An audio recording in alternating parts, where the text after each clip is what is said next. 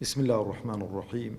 الحمد لله رب العالمين، والصلاة والسلام على أشرف الأنبياء وخاتم المرسلين محمد وعلى آله وصحبه وسلم.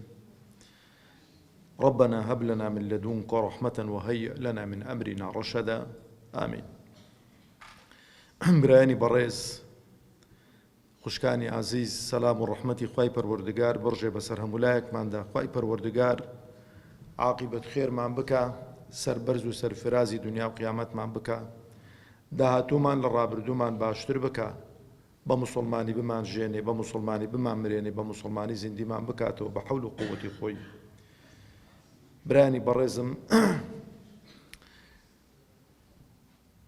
مژدەیەکی گەورەی پێغەمبەری خوا عەلەیهی سەڵات وسەلام بۆ ئەوانەی کە خوای پەروەردگار تەبارەک و تەعالا هیدایەتی داون و ئیمانی بە قسمەت کردوون و ڕێی ڕاستی خۆی پیشان داون.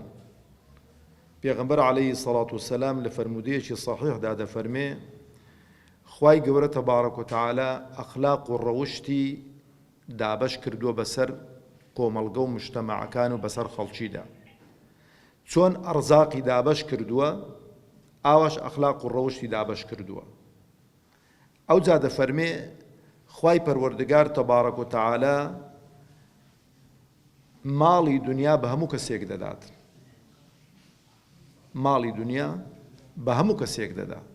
ئەها تەماشەکەن، جاری وایە ناکەس بەچەیەک پەرژینێکی قایم بێ، یعنی بە حیسابی خۆی نازانێتن. ئەگەر ئەو ماڵەی نەبێ خەڵک پێی عەیبە سەلامیشی لێ بکاتن. یان تەماشە دەکەی پەرژینێکی قایم لە خوشکە گەورانەمان لەش فرۆشێک لەوانەیە ملیارلێر بێتن. چکە ماڵ لە لای خوای پەروەردگار ئەرزشێکی نییە، قیمەتێکی نییە. لەبەرەوە دەفەرمێ بە هەموو کەسێکی دەدا، خۆشی بۆیان ڕقی لێی بێتن. بەڵام ئیمان دەفەرمێ بەس بە کەسێکی دەدا کە خۆشی بوێتن. جا مژدەتان لێ بێت، دڵتان بە خۆتان خۆش بێ، با دڵمان بە خۆمان خۆش بێ کە خوای گەورە هیدایەتی داوین. گەورەترین بەخشش و گەورەترین نیعمەتی خوای پەروەردگارە بۆ بەشەریەت. لە ناو بەشەریەتیش ئەوانەی کە خوا هەڵی بژاردوون ئیمانی پێداون خۆشی دەوێن. جاگە چوویەوە، ئەگە چووینەوە سوزدەی شکر ببین، بڵێن ئەلحەمدولله خودایە لەو کەسانەین کە ئیمانت پێداوین، دیارە خۆشت دەوین. دەبێت چه خەسڵەتێک دەمندا مەوجود بێ، دەتۆ دا مەوجود بێ کە خوای پەروەردگار لە ناو ئەو هەموو خەڵکەیدا هەڵی بژاردووی، لە دینی خۆی حاڵی کردووی. خۆشەویستانم، ئاەتی 8 و ئاەتی 9 سوورەتی ئالی عیمران پێم خۆش بوو دوو هەڵوەستەی گچکیان لە خزمەتدا بکەم. یەکەمیان ئاەتی 8 کە تایبەتە بەو هیدایەت و بەو ئیمانەی کە خوا پێی داوین، چۆن احتیفاظی پێوە بکەین. کوشتێکی گران بەهال هەتە دەبێ لە دەستی نەدەین. جارێ پێش هەموو شتێکی دەبێ بەڕاستی خۆشەویستانی خۆم ئاگامان لەوە بێت چاک خوای خۆمان بناسین. ئەگەر چاک خوای خۆمان نەناسین، ناتوانین احتیفاظ بەو بەخششە گەورەی ئیلاهی بکەین، بەو ئیمانە بکەین، بەو هیدایەتە بکەین. بەڵام ئەگەر خوای خۆمان چاک ناسی، ئەو جا ڕێگاکانی احتیفاظکردن بەو هیدایەت و ئیمانە دەگرینە بەر. و ئینسان کاتێک خۆشەویستانی خۆم تام و چێژ و لەزەت لەو ئیمانە دەکا ئەگەر خواناسێکی باش بێت. ئەگەر خواناسێکی باش بێ. ئەها عەبدوڵای کوڕی عومەر ڕزا و ڕەحمەتی خوای لەسەر بێ، ڕۆژێک دەگاتە شوانێکی لە دەرەوەی مەدینە. دەڵێ کاکە مەڕێکمان پێ بفرۆشە. ئەویش دەڵێ نایفرۆشم. بۆ نایفرۆشی؟ دەڵێ من خاوەنی مەڕەکان نیم، ئەمن شوانم، بە پارە گیراوم. دەڵێ قەیدی ناکە، مەڕێکمان پێ بفرۆشە و پارەکەی باوێ بەرچی خۆتۆ تاقی دەکاتەوە. ئەگە چیۆکن خاوەنەکەی خاوەنی مەڕەکان بڵێ گورگ خواردی. ئەویش تەماشەی دەکا، نایناسیەوە عەبدوڵای کوڕی عومەرە. دەڵێ ئەدی خوا ئەو وەڵامی شوانەکەم داوە قەناعەتم پێکرد بەوی قەناعەتم بەوی کرد ئەوە مەڕەکە گورگ خواردی بەڵام ئەدی چێ ئەو خوادی ئاگادار نییە نامان بینیتن ئەو ئیمانەمان دەوێت هەموو لایەکمان ها ئەگەر ئەو ئیمانەمان هەبوو لە هەموو شتێکی گچکە و گەورە حیسابمان بۆ خوا کرد قەناعەت بکەن خۆشەویستانی خۆم تام و چێژ و لەزەتی ئیمان لە هەموو شتێکی خۆشترە کاتێک ئینسان تام و چێژ و لەزەت لە ژیان دەکا کە ئیمانداری ڕاستەقینە بێتن کە تەواو لە ئیمان حاڵی بوو بێتن کە تەواو خوای خۆی ناسی بێت تەبارەک و تەعالە زۆربەتان لەوانەیە ئەو ئاەتتان لەبەر بێت چکە دوعایە بەڵام ئایا لێ حاڵی بووین لەو دوعایە با هەڵوەستەیەکی لە خزمەتدا بکەین خوای گەورە تەبارەک و تەعالە دەفەرمێ أعوذ بالله من الشيطان الرجيم ربنا ها جەنابی دکتۆری پێشەوەی کە تەڕاویحەکان بکە ئەو ئاەتەی خوێندەوە ربنا لا تزغ قلوبنا بعد إذ هديتنا وهب لنا من لدنك رحمة إنك أنت الوهاب ناس بسر تفاصيلي زانان سيان لسر قلت ورحمتي خوان لسر بي أوي كمان ما بس ما بخوم وبأي وشي بقينم جاري كلمة ربنا دبي لميشك مان دا تو مار كرابي كما بيكسنين خاونيك مان هي ونيا خاونيك مان هي بشری حافی رحمەتی خوای لێ پیاوێکی زۆر خراپبوو دائما لە ماڵی دەگ و ڕەقس و ئافرەتی ڕاقیسەچی و دەیهێنا یعنی حتا نیوەی شەوێت دنیا خەرا دەبوو لە ماڵی بشری حافی پیاوێکی ساڵحیش بە پێش ئەو ماڵەی داچوو تەماشە دەکات ڕۆژی حەشرێ لەو ماڵی وەچی کوردەواری خۆمان دەڵێ سەگ ساحیبی خۆی ناناسیتەوە لە دەرکەیدا کە لە دەرکەیدا جاریەیەک عەبدێک هاتەوێن دەرێ هاتە دەرێ گوتیەوە ماڵی چێیە گوتیەوە گوتی ماڵی بشریە هێشتا لە قەبی حافیەکەی وەرنەگرت بوو گوتیەوە عەبد نییە ئەو کابرایە گوتی نا قوربان عەبد نییە گوتی ڕاستەکە گە عەبد بایە ئەوەی نەدەکرد ئەو بەنەوعەکی لێ حاڵی بێویش بەنەوعەکی دیکە پەیامەکەی بۆ نارد ئەمە هەموومان عەبدین بەندەین بەس بەندەی چین دەبێ بەندەی خوابین بەندەی حەز و ئارەزوەکان و شەهواتی خۆمان نەبین ئەو مەبەستیەوە بگوتێگە بشر عەبد و بەندەی خوا بایە خۆی بە عەبد و بەندەی خوا زانی بایە ئەو بەزمەی نەدەکرد لە ماڵی خۆی ئەو بێ ئەمر و فەرمانیەک خوای نەدەکرد کە هاتەوە بشر گوتەوە چێ بوو وەڵای پیاوێکی ئاوا نورانی بوو تیۆ ماڵی چێ گوتم ماڵی بشرێ گوتەوە عەبدە گوتم ناگوتێگە عەبد بایە ئەوەی نەدەکرد بە پێ خاوسی بە دووی داغاردا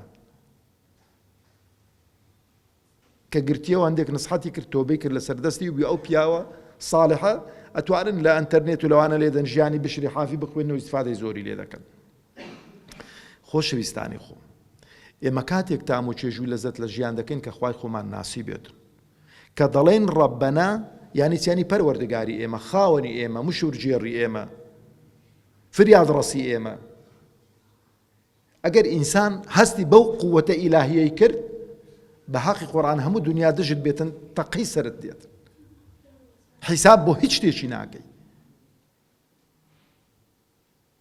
بەس ئینسان دەبێ ئیعتیمادی لەسەر خوا بێ خوای خۆی ناسی بێ مەلا عومەر ناوتان بیست و زۆربەتان چکە لە ئەو شەڕی ئەمریکای بە ئەفغان و بەوانەی ئەفغانی داگیر کردو ئەو کاتەی ڕئیسی ئەمریکا قسەیەکی کرد گوتیەوە شعبی ئەفغانی و بڵێ مجاهدینی ئەفغانی هەمان لە بین بردن جارێکی دیکە بۆیان نێسەر هەڵدەنەوە مەلا عومەریش نەماوە هەزار ڕەحمەتی لێبیتن ئەوش قسەیەکی کرد گوتی سەرۆکی ئەمریکا بەڵێنی داوە کە ئەمە جارێکی دیکە دەسەڵات نەگرینەوە دەست خوای گەورەش بەڵێنی پێداوین کە سەرمان خاتن و خەڵکی نەبزانن داخۆ بەڵێنی خوا سەردەگرێ یان بەڵێنی سەرۆکی ئەمریکا باشە لە خیلالی ژیانی ئێمەدا بینیمان بەخۆشتان بینیتان ئەمریکا هەرچی چەک و ئەسلحەش بۆ هەمووی بۆ طالیبان بەجێهێشت و ئەفغانستانی بە ناچاری ئەوە کرد صدق مەلا عومەر وەکەذەبە ڕئیس ئەلئەمریکا ئینسان ئەگەری ئەعتیمادی لەسەر خوا بێ، خوا هەموو شتێکی بۆ دەکات. جا لێرە تەماشەکن برایانی خۆ کە دەڵێ ڕەبەنا ئەتۆ پاڵپشتێکی بە قووەتت هەیە. ئەها پێغەمبەران عەلەیهیمو السەڵات وەسەلام کاتێک کە موسا عەلەیهی السەڵات وەسەلام ئەو لای بەحرە، ئەو لایەش چێیە؟ جەیشی فیرعەونە. ئەڵێ چی؟ خەڵکەکەی چونکە ئەو ئیمانە ڕاسیخ و بە قووەتیان نەبووە. ئیننا لەمودڕەکوون، ئەمەوە پێمانگەی قەتڵ و عاممان دەکا ئێستانەکە. چ دەڵێ موسا عەلەیهی سەلام؟ ناڵێ وەڵڵی جا کاکە چ بکەم، هەر هەندەم پێکرا بۆ ئێوە. دەفەرمێ ئینە مەعی ڕەبی سەیەهدین، خوا لەگەڵم دا و ڕێگا چارەیەکیشم بۆ دەدۆزێتەوە. ڕێگا چارەسەری بۆ دۆزیوانە لە پێش چاوی وانش فیرعەون و دار و دەستەی فیرعەونشی غەرق کریانەنا، غەرقی کرد. ئەو خوایە ئاوا دەبێ بناسی. ربنا لا تزغ قلوبنا، لا تزغ قلوبنا يعني چییە؟ لە زمانی عەرەبی کەلیمەی ئیزاغەیان ئەوە یعنی لادانە لەسەر حەق لە بۆ ناحەق، لە حەق لە بۆ باطل. دەڵێ خودایە دڵمان ربنا لا تزغ قلوبنا بعد إذ هديتنا وهب لنا من لدنك رحمة إنك أنت الوهاب. خوايا دڵ و دەروونمان لە ئیمانەوە بەرەو کوفر و ئیلحاد نەگۆڕی یا رب العالمین. جا با بێن مەبەستم هەڵوەستەکەی لەسەر ئێرانە. ئەگەر ئاوا بڵێین دەڵێن باشە چۆن خوای گەورە تەبارەک و تەعالا بەبێ ئەوەی کە ئینسان بۆ خۆی یعنی پیاوێکی چاک بێ و پیاوێکی ئیماندار بێ، ڕاست خوای گەورە لە ئیمان و ڕاست بەرەو کوفر و ئیلحادی باتن، ئاخر لە عەدالەتی خوا ناوەشێتەوە تەبارەک و تەعالا. ئەها خوای گەورە لە سوورەتی سەف چ دەفەرمێ؟ دەفەرمێ فەلەمما زاغوا، ئەڵێ چی ئەو جارەی؟ ئەزاغ الله قلوبهم. دەڵێ کە ئەوان دەستیان پێکرد بە لادان، ئەو جا خوای گەورە دڵەکەی لادان. یەک شت تەماشەکەن خۆشەویستانی خۆم، ئیمان زۆر بە نرخە لای خوای گەورە تەبارەک و تەعالا، لای ئێمە ئیمانداریش دەبێت زۆر بە نرخ بێتن. ئەو ئیمانە پاکە نابێ بیبێ هەموو جێیەکی. خوای گەورە تەماشە دەکەی چەند کەستان بینێ و کاتی خۆی کە مولتەزیم بۆ دوایە لە خەتی 36 داوە و ڕۆیشتۆ ئیلتیزاماتی نەماوە. زان هۆکارەکەی چ بووە؟ فەلەمما زاغوا، کاتێک کە لایدا ئەزاغ الله قلوبهم، ئەو ئیمانە پاکەی بردۆتە چێن دەرێ؟ بردۆتە کافتریا، لەگەڵ برادەری خەراب، لەگەڵ نێرگی لە کێشان، لەگەڵ جغارە کێشان. ئەو جا بۆی ڕانەستۆ چۆتە مەلهەکان، ئەو جا معاملەی ڕەبەوی کردووە، کۆمەڵە شتێکی خراپی کردووە. خوای گەورە نەرمەوە کە چ دەکا؟ ئەو گەوهەرە، ئەو ئیمانە، ئەو هیدایەتە گرانبەهای لێ وەردەگریتەوە. دەڵێ کەلکی ئەوەی نییە ئەو ئیمانە جوانە دەو دڵە خراپەی دابێکەت و لە هیچ شوێنێک ناگەڕێەوە. یەک پرسیارتان لێ دەکەم، یەک پرسیارتان لێ دەکەم، چێ جورئەت دەکا قورئان لەگەڵ خۆی باتە ئاو دەستی بەرزکاتەوە؟ کەس. بۆ؟ چونکە کەلامی خوایە، دەبێت لە شوێنی پاک دابدرێتن. ئەو ئیمانە هیدایەتی خوایە، خەڵاتی خوایە بۆ ئێمە، نابێ بیبینە هەموو شوێنێکی.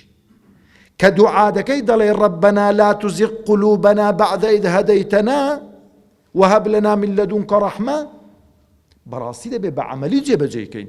نابێ ئەو ئیمانەی کە لە دڵماندایە لە هەموو شوێنێکی بوەشێنینەوە بیبینە هەموو مەجلیسێکی. لەبەرەوەش تەماشەکەن خوای گەورە تەبارەک و تەعالا کە مەدحی عیباد الرحمن دەکات دەڵێت دەفەرمێتی وإذا مروا باللغو مروا كراما، نەک هەردانانیشیتن. یعنی ئەگە بە مەجلیسێک تێپەڕی ڕەشبەڵەک بوو، شایی بوو، تێکەڵاوی بوو، بە پەلە تێدەپەڕیتن، شانانی لۆ نابزوینیتن. ناچی دەڵێ دەی کوڕە دەسم با خۆ بایە مە ناوێ دوایە تۆ بێکی دەکەم و دەی بە دەست و نوێژێکی هەموو دەڕواتن. ئەوەی ناکات. دائیمەن ئینسانی ئیماندار ویقاری پێوە دیارە، دەیناسیۆ لە ناو خەڵکی. خۆشەویستان، خۆزیە من و ئێوەش ئیشاڵەیەکێک بین لەوانە کە پێغەمبەری خوا عەلەیهی سەڵام دەفەرمێت چاکترین عەبد و بەندەکانی خوا ئەزانن چێن؟ دەڵێن ئەوانن کە بینینتان خوا و پێغەمبەری خواتان وفکر بێتەوە. هەوڵ دەین با لەوانە بین. ئەوە هەڵوەستەی یەکەم. هەڵوەستەی دووەم، ئەلحەمدوللا زۆربەتان خوێندەوارن. تەماشای و ئاەتێکن بۆی کە گەورەی و عەزەمەتی ئەو خوای خۆمان بناسین و بزانین چ دەسەڵاتێ چ گەورەی و عەزەمەتێکە. خوای گەورە لە ئاەتی نۆیەم دەفەرمێ ربنا إنك جامع الناس ليوم لا ريب فيه إن الله لا يخلف الميعاد. خوایا ئەتۆ خەڵکی کۆ دەکەیەوە بۆ ڕۆژێک کە ڕۆژی حەشر و حیسابە کە هیچ شک و گومانێکی تێدا نییە و بەڵێنەکانی خۆشت جێبەجێ دەکەی یا رب العالمین. ئەوە ئەسڵی ئاەتەکەیە. بەسەوەی کە دەمی هەڵوەستەی لە خزمەتدا بکەم خۆشەویستانی خۆم. هیچ شتێک لە خوای گەورە بزر نییە. چکە هیوا هەیە تەماشا دەکەی سووتێنراوە وانە؟ سووتێنراوە. ئیوایە لە ناو بەحر غەرق بووە کۆمەڵە گەنج و شەبابێکمان خوای گەورە تەبارەک و تەعالا لێیان خۆش بێ، بوونە قوتی ماسیان ڕایان کردووە لەو وڵاتەی خۆمان کە پڕ کراوە لە قەیران و لە نائەدالەتی و لە خزمەت نەکردنی ئەو گەنجە خێر لە خۆ نەبینیوانە. داخوێ ئێستانەکە لە ناو زجی چ حوتێکینە، بەڵام لە هەر شوێنێکی بی ربنا إنك جامع الناس ليوم لا ريب فيه. لە هەر شوێنێکی بووی خوای گەورە تەبارەک و تەعالا دەتینی تۆ سەر ئەو زەویە بۆ حەشر و حیساب. ئەوە چۆنە؟ برایانی خۆ معلومی جەنابتانە کە ئینسان یەکەی پێکهاتی جسمی ئینسان چێ؟ خانەیە وانە؟ یەکەی پێکهاتەی جسمی ئینسان خانەیە. خانە لە چەند کڕۆمۆسۆم پێک دێ؟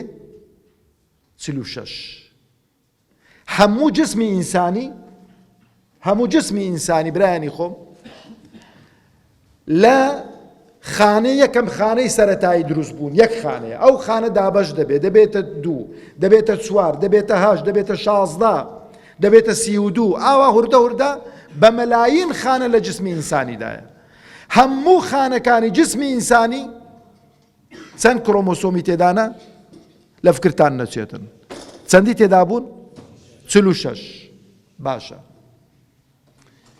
بەڵام لە ناو لاشەی پیاوان و لە ناو لاشەی ئافرەتان خانەیەکەیە 46 کڕۆمۆسۆم نیە، 23 کڕۆمۆسۆمە. چێ وای کردووە؟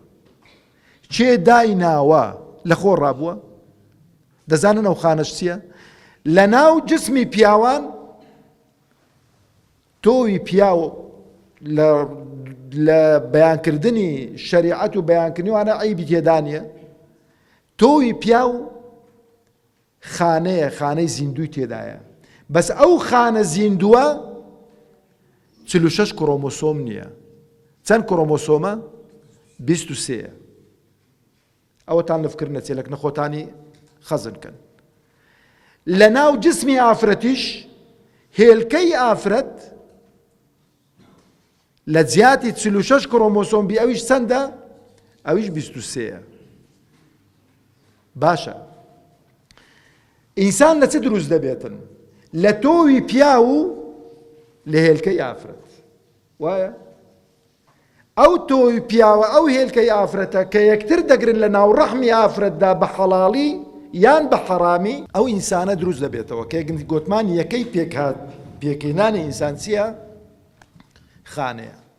23 کۆ 23 ئەکاتە چەند؟ 46. ئەوم پرسیاری لێوە دەکەم، ئاوە بە وەکو دەڵێ بە قەزا و قەدەر هەن لە خۆڕا ئاوا دروست دەبێتن؟ نە، خاوەنێکمانێ. جا ئەو جا ئاخر قسەشم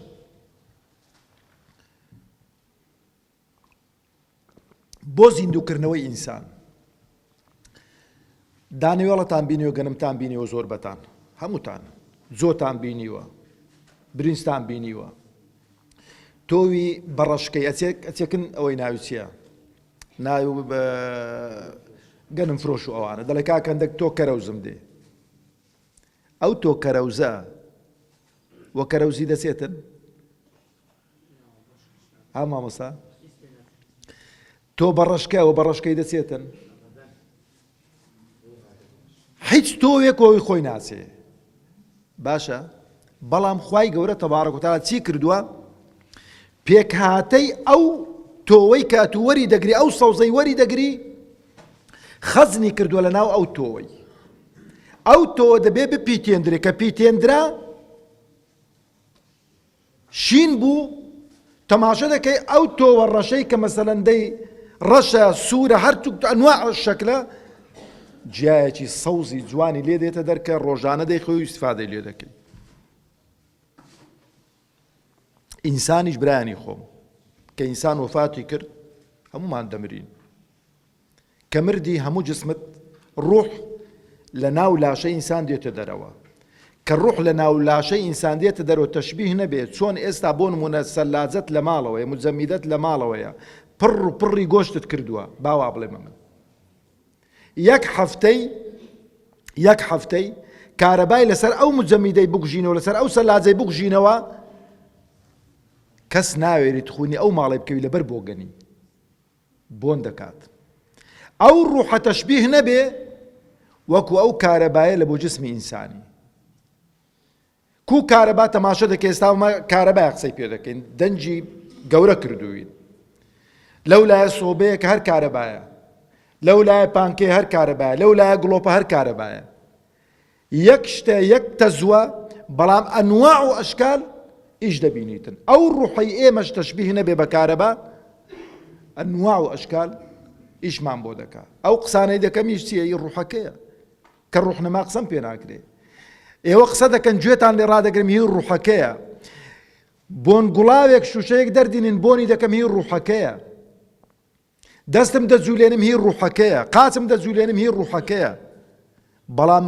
ڕوح کەس ناتوانێت بزانێ ماهیەت وانەی چۆنت کە خوای گەورە بڕاندوێتی ويسألونك عن الروح قل الروح من أمر ربي بۆ وما أوتيتم من العلم إلا قليلا ئەو علم و زانستەیمە ئی هەندێک نییە مەبزانین ڕوح چییە ناچمە سەر ئەو تەفسیلەی کە ئەو ڕوحە هاتە دەر لە جسمی ئینسان کارەبای لەسەر گوژاوە بۆ گەن دەکات ئەو زەبایەک شتان بۆ ڕاستکەمەوە برایانی بەڕێزم بۆ خۆم هەما بۆ خۆم ئەو زابۆ وەکو تەذکیرە غەیری پێغەمبەران عەلەیهیمو السەڵات وەسەلام غەیری پێغەمبەران عەلەیهیمو السەڵات وەسەلام هیچ نەسێکی شەرعیمان نییە دکتۆریش لێرە دانیشتووە کە جسمی کەسێکی دیکە نەڕزیت بەڵام خوای گەورە کەسانێکی دیکە هێشتوونەتەوە لە سەحابە لە شەهیدان لە پیاوچاکان ئەمە نەک هەر لەو سەردەمی لە سەردەمی خۆمان ئەلەو گوندی ساوانی کاک دکتۆری لەوانەیە دەوروبەری وان بوو ئافرەتێک کاتی خۆی بوختانیان پێکرد کوشتیان پاش تقریبەن چەند ساڵ 20 قسوور ساڵ قەزیەکە وا بوو دەبێ ئەوێن دەرێ هەڵبکەندرێت و تەماشایان کرد ئەو ئافرەتە چۆن نێژدرا بوو هەروەکو خۆی بخوێنی لە برینەکەیدان سڵحیان کرد و ئەو جارەی چوون ئەوانەی کە کوشتیان خوێنەکەشیان لێوەرگرتن خوای گەورە و کەرامەت هەندێک خەڵکی دێڵیتەوە بەڵام ئەسڵەکە چییە ئەسڵەکە ئەوەیە کارەبایەکە بێتە دەرەوە ڕوحەکە بێتە دەرەوە ئینسان بۆ گەن بکاتن کۆتایی بە ژیانی بێتن هەموو خانەکانی جسمی ئینسان برانی بەڕێزم خوای گەورە وای کردووە ئەمن و تۆی تەزغیر کردوتەوە گچکەی کردوینەوە لە ناو ئەو خانەیەدا ڕەنجی چاومان لوتمان گوێمان سەرمان بەرزی باڵامان نەبەڕاتی سەوتمان هەمووی گچکە کردوتەوە لە ناو ئەو فایلەی داناوە هەموو فایلەکانیش لە بەین دەچن یەک فایل نەبێت ئەویش یەک خانە بە زیندوی دەمێنیتەوە هەرچی لێی بکەی نامریت لە کلێژەی ئینسانیدایە لە پیا و لە ژن ئەو کلێژەیە طبعا هەر بۆ معلوماتە ناوە خوارە تەماشا دەکەی کلکێکی ئاوە کە هەموو جارێ شیعی دەگری ئاوە کلکێکی خوارە ئەوە کلێژەیە ئەو خانەی لێرانەدایە بەڵام عەبلی شەوچی نەهاتۆتە ناو ئەو کلێژەیە جاری وایە کە تووشی ئیزعاجت دەکا بشی بڕی بەڵام کە بڕی دەبێ ئاگات لێبیتن چونکە وەحدەی زیندوو بوونەوەی تو تۆوی زیندوو بوونەوەی تو ئەلەو خانەیدایە جا ئەکێ وەسیەت دادەنەی دەڵێ کاکە لە چێن دەرێ قەبری من لێوێن دەرێ بوو ئەلێوێن دەرێت دەنا ئەو قەبرەی کە تو تێدا شاردراوەیە کە ئەو حەبلی شەوچیەیان ئەو کلکەی دەگەڵدانە بیتن جاری وا دەبینی فڕی دەدەی لە ناو مەزبەلەیەکێت و لێوێن دەریاشی نەبی و جارێکی دیکە جەنازەکەش لەو لای بۆتە خاک و خۆڵ و عیلاقەی بە تۆدا نەماوە. خۆشەویستانی خۆم، یا ڕەبی خوای گەورە چاکتر و باشتر لەو قورئانەمان حاڵی کاتن و خوای گەورە پاداشتی هەموو لایەکمان بداتەوە. و یەک شتیش خۆشەویستانی خۆم، دوای ڕەمەزان ئەو خوای هەر خوای جارانە بەردەوام بین لەسەر عیبادەت و خواپەرستی. ئەوەی کە مەسەلەن ئێستا تەڕاویحان دەکەین ونیا برا شەو نوێژانیش دەکەین لەگەڵ جەنابی دکتۆری، کەواتە دوای ڕەمەزانیش ئەتوانین شەو نوێژان بکەین، با بەردەوام بین لەسەری. ئەوە 30 ڕۆژە بڵێ بۆ نمونە بەرەو 30 ڕۆژ دەڕۆین بە ڕۆژوبین یان بەرەو 29 ڕۆژ دەڕۆین بە ڕۆژوبین. ئەوەی کە دەڵێ وەڵا دووشەم و پێنجشەم و ئەیام البیضن پێ ناگرێوان نییە. کوڕە تۆ پیاوی، کوڕە تۆ ترست نییە لە برسێتی و لە تینوێتی، بۆ مانگێکت لەسەرێک پێ دەگرێت 2 ڕۆژت 3 ڕۆژت پێ ناگیرێتن. جا باقی خەسڵەتە جوانەکانی دی کە لەو ڕەمەزانت دەخۆداهی ناو نەدی. ئەگەر خوای گەورە تەمەن باقی کە برایانی خۆم لە 27 دێمەوە خزمەتتان بابەتێکی زۆر گرنگی بۆی لە ئێستا فکری لێ بکەن و پێم خۆشە هاوکارم بن. ئەویش ئەوەیە ئینسانی ئیماندار و موسڵمان کە تەماشای قورئان دەکەی خوای گەورە لێی قبول ناکە بێلایەن بێت. مەبەستمەوە نییە بڵێم وەرە ناوی خۆ تۆمارکەن لە ئەحزابوونا نا، ئەوە نا، بە مانایەکی فراوانتر لە ناو بەشەریەتدا کە هەموو نمونەی قورئانتان بۆ دێنمەوە ئینشاءڵڵا. ئینسانی ئیماندار نابێ بێلایەن بێت کە دوای بە تەفاسیل باسی ئێستا وای لێ هاتووە. هەمە بەستەمە و خاڵەیە لە بێلایەنیەکەی لە بازاری لە پێش سایەت و لە نەفەرێکی دەدەن هەمووی ئیوایە کامیرایە دەری ناتە سووریا کاتن لێکیشیان ناکەنەوە. ئەوە هەڵوەستەکی جددی دەوێ بزانین داخۆ خوای گەورە چی لێمان دەوێت لە ئێمە. ئەگە خوای گەورە تەمەنی باقی کردی کە تەمەنیشی باقی نەکردینەوە ئەمانەتی دکتۆر و مامۆستا موسلیمی وان بێتن ئینشاءڵڵا بۆتان باسکەن بە حەول و قووەتی خوای. والسلام عليكم ورحمة الله وبركاته.